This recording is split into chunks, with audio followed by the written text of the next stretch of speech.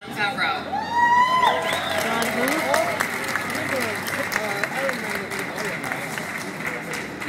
Hilarious, huh? I was going to be serious today for Mickey. Nice to see all of you on this fine sunny day. We're here to honor Mickey Rourke, who I had the pleasure of working with on Iron Man 2.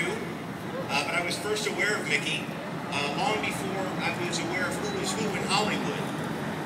I remember seeing him in Diner, Barfly, Rumblefish, and what person who was a teenager in the 80s didn't try to emulate him in a more romantic moment, channeling him in 9.5 weeks, but just making a mess of the kitchen.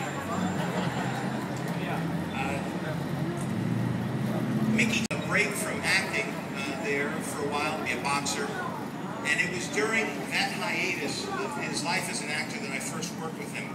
Actually, I almost worked with him. I was cast as a supporting character in a movie called Daredevil.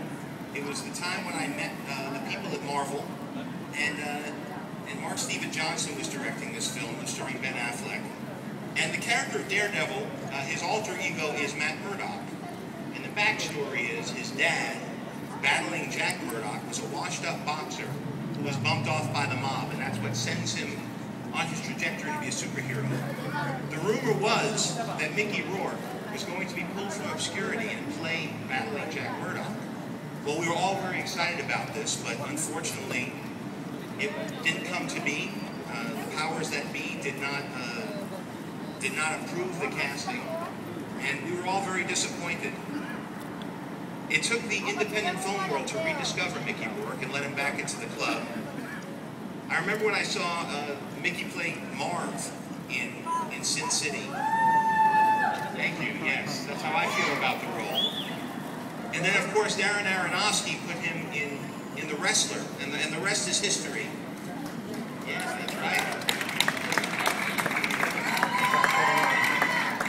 That's very anticlimactic. This reminds me a lot of working with Mickey as a director. Here he is, saying hello. How's it going, Mickey? Good, yeah, there we go. Let me say something with you. Everybody knows his performances are explosive, right? But just like working with high explosives, you have to treat him with patience, with soft hands, and once the charge is set into place, he'll do something beyond your wildest expectations. He doesn't care if you leer, you gawk, you laugh, or you're brought to tears, as long as his performances rivet you. And I have to say that Mickey Rourke is a one-man circus. He's a high-wire act. Sometimes he plays the clown. Sometimes he's the lion tamer, but he's always the ringmaster. And he's a guy that I will always cherish being friends with. Getting to know. How am I doing so far, Mickey? All right? So far, so good? So I will say this in closing. Mickey throws his body and soul into all of his performances. Clearly, from a young age, he has had tremendous talent, but it is truly Mickey's vulnerability and raw and painful humanity that make his performances so memorable.